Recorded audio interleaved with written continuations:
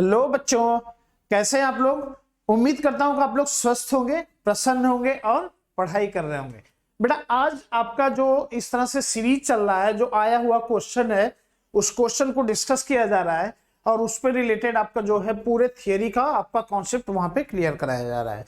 तो आज मैं ये टॉपिक लेके आया हूं आपका ट्रांसफार्मर। ट्रांसफार्मर जो है बहुत ही इंपॉर्टेंट टॉपिक है, तो आज हम इसके बारे में अध्ययन करेंगे। तो चलिए बच्चों, आप सभी प्यारे प्यारे बच्चों का आपके अपने प्यारे से यूट्यूब चैनल संतोष सर फिजिक्स क्लासेस में स्वागत है। और आज हम इसमें ट्रांसफार्मर के बारे में ऐसे क्वेश्चन को पढ़ेंगे। बेटा यकीन मानो ये क्वेश्चन आपका 2020 नीट में आया हुआ है, एयरफोर्स में भी पूछा गया है और 2021 में पीजीटी में भी आया है और टीजीटी में भी आया है और टीजीटी पीजीटी में तो कई बार रिपीट है। और मैं जो ऑफलाइन के हमारे जो बच्चे हैं वो मेरे असाइनमेंट का क्वेश्चन भी उसको देख, वो क्वेश्चन ही असाइनमेंट का है, उसको देख करके आप समझ जाएंगे। तो जो ऑफलाइन का बच्चा बैठा होगा तुरंत उसको सॉल्व भी कर देगा।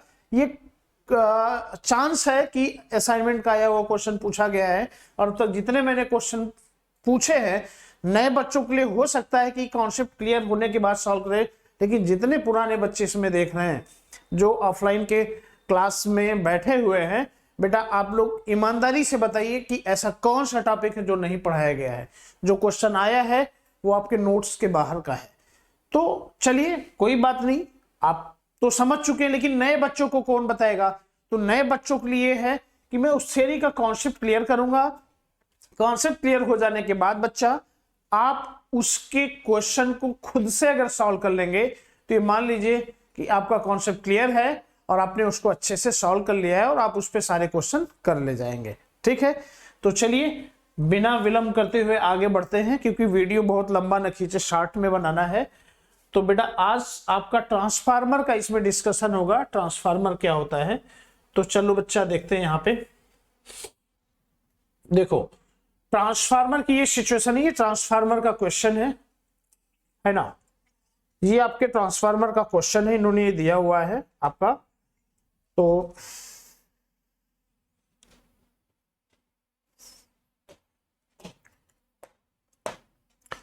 चलो बच्चा, ये क्वेश्चन इन्होंने दिया है कि the number of turns in primary and secondary coil of the transformer is 140 and 280। माने ट्रांसफार्मर के प्राथमिक कुंडली में और द्वितीय कुंडली में फेरों की संख्या कितना है बच्चा, 140 और 280। माने प्राइमरी कॉइल में फेरों की संख्या है 140 और सेकेंडरी कॉइल में फेरों की संख्या है 280।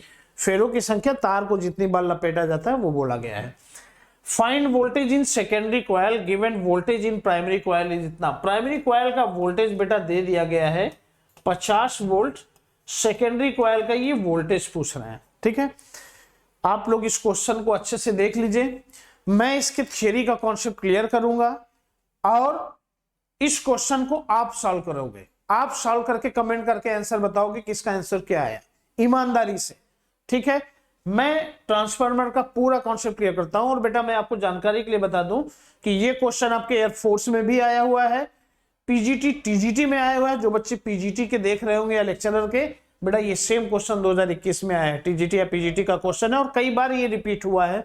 ठीक है, नीट 2020, नीट का पेपर 2020 का जो है उसमें आया हुआ क्वेश्चन है। तो आइए हम इसके टॉपिक को कॉन्सेप्ट यहाँ पे क्लियर कराते हैं। बेटा थोड़ा बहुत क्वेश्चन का लेवल इधर उधर होता है, टॉपिक थोड़ी हट जाएगा। ट्रांसफार्मर टॉपिक थोड़ी खत्म हो जाएगा। ठीक है, तो ट्रांसफार्मर का A to Z पूरा ये सीखते हैं और उसके बाद कोई भी क्वेश्चन होगा चुटकी में आप उड़ाएंगे उसको। चलिए आइए देखते हैं बेटा यहाँ पे। तो बेटा देखो इसे सिचुएशन में है, सबसे पहले मैं आपको ट्रांसफार्मर का कॉन्सेप्ट क्लियर कर देता हूं यहाँ पे। तो ये ट्रांसफार्मर है आपका, ठीक है, ये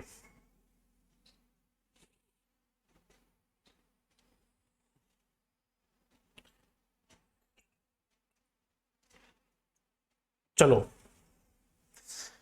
बच्चा देखो ये आपका ट्रांसफार्मर है और इसमें मैं आपको बता दूं कि आपका ये जो दिया हुआ है आपका कुल मिलाकर के यहाँ पे क्या क्या चीजें हैं। तो मैं आपको यहाँ पे पहले कॉन्सेप्ट क्लियर करा दूं कि बेटा देखो आपका ये ट्रांसफार्मर है जो कि मार्केट में आप देखते हैं ट्रांसफार्मर इसी तरह से लगा हुआ होता है। ठीक है, दूसरी चीजें, इस ट्रांसफार्मर को अगर कॉन्सेप्ट की तरह से आप समझना चाहते हैं तो बेटा ये है, ये देखो आपका क्या है, ट्रांसफार्मर का इस साइड का जो सिरा है इसको हमने ऐसे ऐसे ऐसे ऐसे कुंडली की तरह से ऐसे ऐसे लपेट दिया है, ठीक है। तो इसको बोला जाता है एनपी, माने प्राइमरी, प्राथमिक कुंडली में फेरों की संख्या, कितनी बार हमने प्राथमिक कुंडली में लपेटा हुआ है। और दूसरा चीज बेटा, इधर जो है आपका ये सेकेंडरी कॉइल है, इसको ऐसे ऐसे लपेटा गया है, ठीक है, ये सेकेंडरी कॉइल है। तो इसको बोला जाता है सेकेंडरी कॉइल में फेरों की संख्या, माने सेकेंडरी कॉइल में हमने इसको कितनी बार लपेट दिया है, ठीक है। इसमें जो करंट आएगा बेटा, ये क्या करंट आएगा, प्राइमरी कॉइल में जो करंट होगा वो क्या बोला जाएगा, प्राइमरी करंट। इधर जो करंट आएगा उसको बोलेंगे सेकेंडरी कॉइल का करंट, ठीक है। यहां पे बेटा क्या हो जाएगा, ये प्राइमरी होगा, सर्किट है, ये प्राइमरी हो जाएगा, और इस साइड में जो आएगा ये आपका सेकेंडरी है, ठीक है। तो इस तरह से इधर जो वोल्टेज आएगा वो वोल्टेज आपका प्राइमरी कॉइल में हो जाएगा, और इधर जो वोल्टेज आएगा बच्चा वो वोल्टेज हो गया सेकेंडरी कॉइल का। और यहां से इस तरह से ये फ्लक्स, मैग्नेटिक फ्लक्स ऐसे ऐसे चलता है, यहां से ऐसे ऐसे। तो इस तरह से ये म्यूचुअल इंडक्शन की घटनाएं होती हैं, अन्योन्य प्रेरण की घटनाएं होती हैं। तो इस तरह से चीजें होता है। तो बाहर से आपको मार्केट में ट्रांसफार्मर ऐसा दिखेगा, जबकि इसका रियल पिक्चर जो होता है बच्चा वो ये होता है कि आपका इसमें प्राथमिक कुंडली होता है, प्राइमरी कॉइल होता है, और सेकेंडरी कॉइल होता है, द्वितीय कुंडली होती है, उसमें फेरों की संख्या होता है। अब हम स्टेप अप या स्टेप डाउन बनाने के लिए फेरों की संख्या प्राइमरी या सेकेंडरी में कम ज्यादा करते हैं। तो कैसे करते हैं, ठीक है। या इसके कॉन्सेप्ट को आप इसमें भी देख सकते हो बच्चा, यहाँ पे देखो, यहाँ पे भी आप देख सकते हो, ये आपका क्या है, ये मैग्नेटिक फ्लक्स ऐसे ऐसे चल रहा है। तो आपका इधर जो मैग्नेटिक लाइंस ऑफ फोर्स ऐसे ऐसे करके कॉइल बनाया हुआ है, ये आपका प्राइमरी कॉइल है, ठीक है। ये प्राइमरी कॉइल के फेरों की संख्या है। और इधर जो ऐसे ऐसे है ये आपका सेकेंडरी कॉइल है, ये सेकेंडरी कॉइल में फेरों की संख्या है। इधर जो वोल्टेज आ जाएगा प्राइमरी कॉइल का वोल्टेज आएगा, और इधर जो वोल्टेज आ जाएगा बच्चा वो सेकेंडरी कॉइल का वोल्टेज आ जाएगा, ठीक है। तो आइए देखते हैं शुरू से ट्रांसफार्मर क्या होता है। तो बच्चा ट्रांसफार्मर में आपका जो क्वेश्चन पूछा हुआ है वो मैं डिस्कस कर देता हूं। तो ट्रांसफार्मर में आपसे ये पूछा गया है कि ट्रांसफार्मर क्या करता है। ये सीडीएस का क्वेश्चन आया हुआ है कि ट्रांसफार्मर में वोल्टेज और करंट दोनों बढ़ जाता है, और दूसरा स्टेटमेंट है वोल्टेज और करंट दोनों घट जाता है। अब ये बोला है कौन सा स्टेटमेंट सही है। और ठीक उसी साल एनडीए में क्वेश्चन आया है कि ट्रांसफार्मर में कौन सा ऑप्शन सही है, जिसमें एक ऑप्शन दिया हुआ है पावर कांस्टेंट होता है, फिर एक ऑप्शन दिया हुआ वोल्टेज बढ़ता है करंट घटता है, ठीक है। एक ही साल एनडीए और सीडीएस दोनों में ट्रांसफार्मर के क्वेश्चन इस तरह से आए हुए हैं। तो हमें ये पढ़ना है कि ट्रांसफार्मर में होता क्या, व्हाट इज ट्रांसफार्मर। दूसरा चीज बेटा, ये एनडीए में क्वेश्चन आया हुआ है और पीजीटी में भी आया हुआ है कि ट्रांसफार्मर किस में काम करता है, ये एसी में काम करता है कि डीसी में काम करता है। तो आज हम इसको भी डिस्कस करेंगे। अगला चीज ये पूछा जाता है कि ट्रांसफार्मर किस घटना पर काम करता है, ये किस प्रिंसिपल पे काम करता है, ये भी हम पढ़ेंगे। और कभी कभी न्यूमेरिकल का क्वेश्चन दे दिया जाता है, और क्वेश्चन देने के बाद आपसे पूछा जाता है बच्चों कि ये स्टेप अप ट्रांसफार्मर है कि स्टेप डाउन ट्रांसफार्मर है, क्या है, ये आपसे पूछा जाता है। तो विलंब न करते हुए फटाफट मैं थ्योरी का कॉन्सेप्ट क्लियर करता हूं, न्यूमेरिकल आपको सॉल्व करना है, ठीक है। आज के बाद ट्रांसफार्मर का झंझट ही खत्म कर देते हैं, कहीं कोई प्रॉब्लम ट्रांसफार्मर का नहीं आना चाहिए। कोई भी क्वेश्चन इसका है तो आप सॉल्व कर लीजिए, ठीक है। तो बच्चों देखो, सबसे पहले मैं आपको बता दूं, ट्रांसफार्मर एक ऐसा डिवाइस है जो कि एसी सर्किट में काम करता है, अल्टरनेटिंग करंट के लिए वैलिड होता है। तो ये आपका हो गया एसी सर्किट, ठीक है। तो ये आपका अल्टरनेटिंग करंट के लिए वैलिड होता है, ये आपका सबसे इंपॉर्टेंट चीज आ गया। तो ट्रांसफार्मर जो होता है बच्चा वो एसी में काम करता है, डीसी में काम नहीं करता है। दूसरा चीज यहां पे हम ये डिस्कस करेंगे कि बेटा देखो, ट्रांसफार्मर में आपका पावर कांस्टेंट होता है। तो पावर कांस्टेंट का मतलब क्या हो गया बच्चा, अगर पावर कांस्टेंट का मतलब क्या हो गया, वोल्टेज और करंट का मल्टीप्लिकेशन क्या होना चाहिए, कांस्टेंट होना चाहिए। और ये कब होगा, जब आप वोल्टेज को बढ़ाएंगे, करंट को बढ़ाएंगे, तो क्या पावर कांस्टेंट होगा, नहीं होगा ना।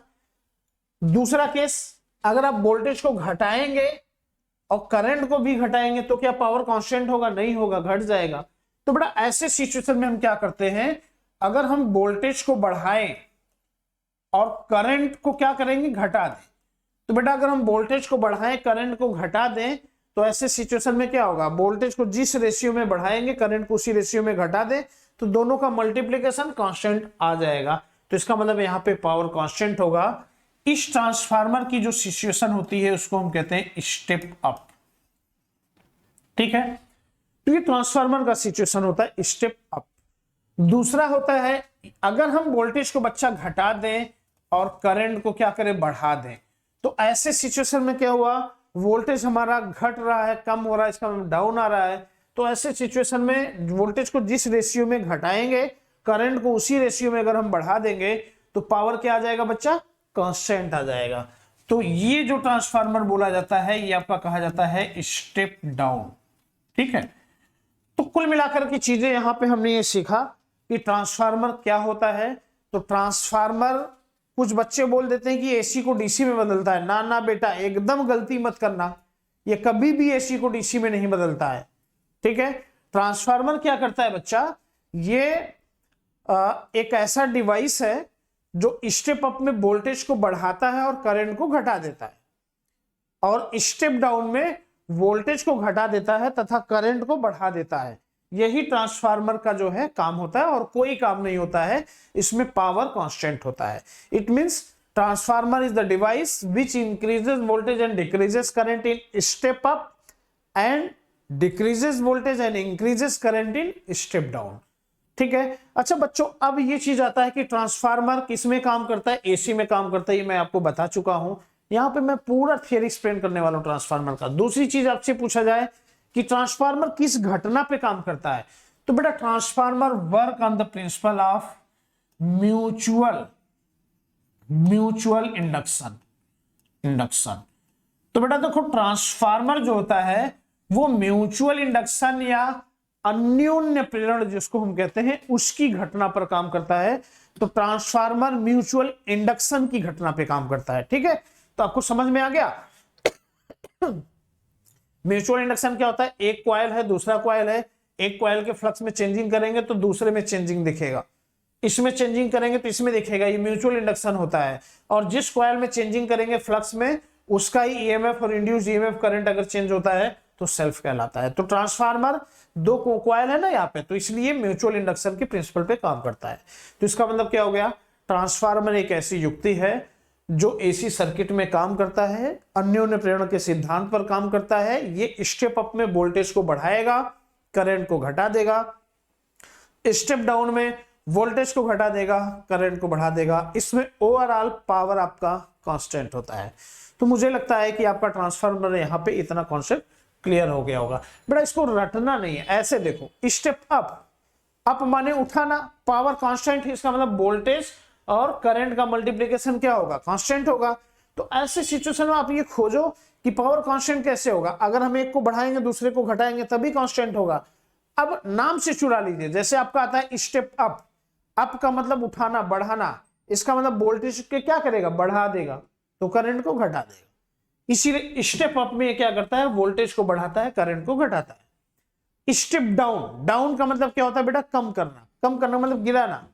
इसका मतलब क्या हुआ, ये वोल्टेज को क्या करेगा, कम कर देगा, और कम कर देगा तो करंट को क्या करेगा, बढ़ा देगा, बस। तो स्टेप डाउन में क्या करता है, वोल्टेज को कम करता है, करंट को बढ़ाता है।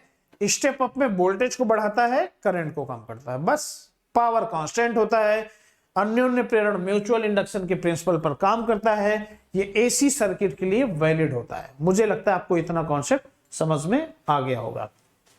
अच्छा, अब बच्चा देखो होता क्या है, अब ये चीज इनका ये होता है कि अगर हम ये बात करें ट्रांसफार्मर की इफिशियंसी क्या होता है, दक्षता क्या होता है, तो बेटा देखो ट्रांसफार्मर की इफिशियंसी को हम दिखाते हैं ईटा से। तो ट्रांसफार्मर की इफिशियंसी या ट्रांसफार्मर की जो दक्षता होता है वो होता है सेकेंडरी कॉइल का जो पावर होता है बटे प्राइमरी कॉइल का पावर गुणे 100। ठीक है, अच्छा बच्चा ये कितना आ जाएगा, ये हो जाएगा secondary voltage secondary current, primary voltage primary current गुणे 100। क्योंकि पावर कांस्टेंट आपने बता दिया है इसलिए लगभग बराबर आएगा 100%। तो ये किसके लिए हो जाता है बेटा, ये होता है आइडियल ट्रांसफार्मर के लिए होता है। आइडियल ट्रांसफार्मर बच्चा ये आइडियल ट्रांसफार्मर का केस होता है। तो आइडियल या आदर्श ट्रांसफार्मर की इफिशियंसी दक्षता आपसे पूछा जाए तो कितना होता है 100%। जबकि वास्तव में जो दैनिक जीवन में हमारे यहाँ ट्रांसफार्मर पाया जाता है वो बेटा आइडियल नहीं होता है। कोई चीज आइडियल होता ही नहीं, कोई नहीं आइडियल है। वो अलग चीज है कि लोग बोल देते हैं, बहुत से साधु महात्मा बाबा आइडियल है। बेटा जो आइडियल है वो पर्दे के सामने आता ही नहीं है, पर्दे के पीछे रहता है, उनको लोग जान ही नहीं पाते। लेकिन जो ढोंगी होते हैं ना वो बाहर आ जाते हैं। ठीक है, तो आइडियल आज के समय में मेरी नजर में तो कोई नहीं है, आपको जिसको मानना है मान लो। ठीक है, लगभग आइडियल के करीब हो सकता है, लेकिन 100% परफेक्ट कोई नहीं होता है, थोड़ा बहुत कमियां सब में होती है। लेकिन जब आइडियल की बात आए तो आप हमेशा 100% मारोगे। तो आइडियल ट्रांसफार्मर, आदर्श ट्रांसफार्मर की एफिशिएंसी क्या होता है बच्चा 100%। लेकिन वास्तव में जो हमारा ट्रांसफार्मर पाया जाता है उसकी एफिशिएंसी होता है 90 to 95%। ठीक है, ये होता है रियल ट्रांसफार्मर के केस में, रियल ट्रांसफार्मर। ठीक है, तो बेटा रियल ट्रांसफार्मर या वास्तविक ट्रांसफार्मर की जो एफिशिएंसी होती है वो 90 से 95% तक होता है। और आपका ये बेटा बहुत इंपॉर्टेंट है, ये आया हुआ क्वेश्चन है, एनडीए में पूछा हुआ क्वेश्चन है। तो यहां ऐसा कुछ नहीं है कि कोई एनडीए के लिए ही है, एनडीए सीडीएस दोनों के लिए इंपॉर्टेंट है। ठीक है, दूसरा चीज बेटा, अगर हमें स्टेप अप और स्टेप डाउन की सिचुएशन देखनी है तो ऐसे सिचुएशन में मैं आपको बता दूं कि जो स्टेप अप होता है, जो स्टेप अप होगा, तो बच्चा स्टेप अप में सब कुछ सेकेंडरी कॉइल का प्राइमरी कॉइल से ज्यादा होता है। इसका मतलब आप ये देख रहे हो ना, अगर हमें इसे स्टेप अप बनाना होगा तो हम इसमें क्या करेंगे, फेरों की संख्या सेकेंडरी कॉइल में बढ़ा देंगे, और स्टेप डाउन करना होगा तो फेरी की संख्या सेकेंडरी में कम कर देंगे। ठीक है, तो ऐसे सिचुएशन में सेकेंड स्टेप अप, अगर सेकेंडरी कॉइल की फेरों की संख्या प्राइमरी कॉइल की फेरों की संख्या के से ज्यादा है तो आपका ये स्टेप अप है। या सेकेंडरी कॉइल का वोल्टेज प्राइमरी कॉइल के वोल्टेज से ज्यादा है तो स्टेप अप है। या सेकेंडरी कॉइल का जो करंट है वो उल्टा, अगर प्राइमरी कॉइल के करंट से कम है तो आपका ये स्टेप अप ट्रांसफार्मर होता है। दूसरा चीज बच्चा, अगर मैं यहां पे दिखाऊं आपका स्टेप डाउन के लिए, तो दूसरा चीज यहां पे है स्टेप डाउन। स्टेप डाउन बड़ा देखो, स्टेप डाउन में आपका क्या होता है, सेकेंडरी कॉइल का जो सेकेंडरी कॉइल में फेरों की संख्या जो होता है, द्वितीय कुंडली में जो फेरों की संख्या होता है वो कम होता है प्राइमरी कॉइल से, माने NS लेस देन NP होता है। दूसरा चीज, वोल्टेज जो सेकेंडरी कॉइल का होता है वो प्राइमरी कॉइल के वोल्टेज से कम होता है। लेकिन करंट उल्टा होता है, इसलिए सेकेंडरी कॉइल का जो करंट होगा वो ज्यादा होता है प्राइमरी कॉइल के करंट से। ये आपका बच्चा स्टेप डाउन है और ये केस आपका स्टेप अप है। तो इस तरह से ट्रांसफार्मर दो प्रकार के होते हैं, step up, step down. Step up में आपका सेकेंडरी कॉइल में फेरों की संख्या ज्यादा होगा, सेकेंडरी कॉइल का वोल्टेज प्राइमरी कॉइल के वोल्टेज से ज्यादा होता है, सेकेंडरी कॉइल का करंट प्राइमरी कॉइल के वोल्टेज से कम होता है। स्टेप डाउन में इसका उल्टा हो जाता है। पावर बच्चा दोनों में कांस्टेंट होता है, पावर जो होता है वो दोनों में कांस्टेंट होता है, चाहे वो आपका स्टेप अप हो या स्टेप डाउन हो। अब बेटा देखो, ट्रांसफार्मर रेशियो जो होता है, ट्रांसफार्मर रेशियो की अगर हम बात करें तो ये ट्रांसफार्मर रेशियो होता है सेकेंडरी कॉइल का वोल्टेज बटे प्राइमरी कॉइल का वोल्टेज बराबर सेकेंडरी कॉइल में फेरों की संख्या बटे प्राइमरी कॉइल में फेरों की संख्या बराबर प्राइमरी कॉइल का करंट बटे सेकेंडरी कॉइल का करंट। क्योंकि करंट उल्टा हो जाता है और इंपीडेंस या प्रतिबाधा की बात करते हैं तो अंडर रूट सेकेंडरी कॉइल का impedance upon under root primary coil का इंपीडेंस, ये आपका ट्रांसफार्मर रेशियो का फार्मूला होता है कुल मिलाकर के। ठीक है, इंपीडेंस क्या होता है बेटा, एक प्रतिबाधा होता है जो आपका LCR सर्किट में करंट को फ्लो करने से रोकता है, तो एक तरह का ये प्रतिबाधा होता है। तो कुल मिलाकर के आप समझ गए होंगे ट्रांसफार्मर की सारी चीजें, यहाँ पे आपका कॉन्सेप्ट क्लियर हो गया होगा। ठीक है, तो बच्चों देखो यहाँ पे आपका ट्रांसफार्मर का क्या क्या चीज डिस्कशन किया गया है। तो ट्रांसफार्मर का बच्चा देखो, यहाँ पे पहला चीज जो मैंने डिस्कशन किया है वो ये किया है कि ट्रांसफार्मर हमेशा AC सर्किट में काम करता है। ठीक है, पहला चीज, ट्रांसफार्मर जिस प्रिंसिपल पे काम करता है वो आपका होता है म्यूचुअल इंडक्टेंस, अन्योन्य प्रेरकत्व। ट्रांसफार्मर दो प्रकार से होता है, एक होता है स्टेप अप, दूसरा होता है step down. Step up transformer जो होता है इसमें वोल्टेज बढ़ता है और करंट घटता है। स्टेप डाउन ट्रांसफार्मर जो होता है इसमें वोल्टेज कम होता है और करंट बढ़ता है। अगर कॉइल की बात करें तो स्टेप अप ट्रांसफार्मर में जो होता है सेकेंडरी कॉइल में फेरों की संख्या प्राइमरी कॉइल के फेरों की संख्या से ज्यादा होता है, वोल्टेज सेकेंडरी कॉइल का प्राइमरी कॉइल से ज्यादा होता है और करंट सेकेंडरी कॉइल का प्राइमरी कॉइल के करंट से कम होता है, जबकि पावर जो होता है बच्चा वो क्या होता है, कांस्टेंट होता है। दूसरा चीज, स्टेप डाउन ट्रांसफार्मर की बात करें तो सेकेंडरी कॉइल में फेरों की संख्या प्राइमरी कॉइल के फेरों की संख्या से कम होता है, सेकेंडरी कॉइल का वोल्टेज प्राइमरी कॉइल के वोल्टेज से कम होता है, सेकेंडरी कॉइल का करंट प्राइमरी कॉइल के करंट से ज्यादा होता है।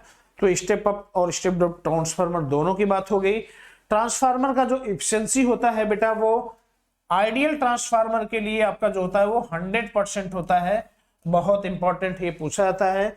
और वास्तव में जो हमारे यहाँ ट्रांसफार्मर पाया जाता है वो रियल ट्रांसफार्मर होता है, उसकी इफिशिएंसी 90 to 95% होता है।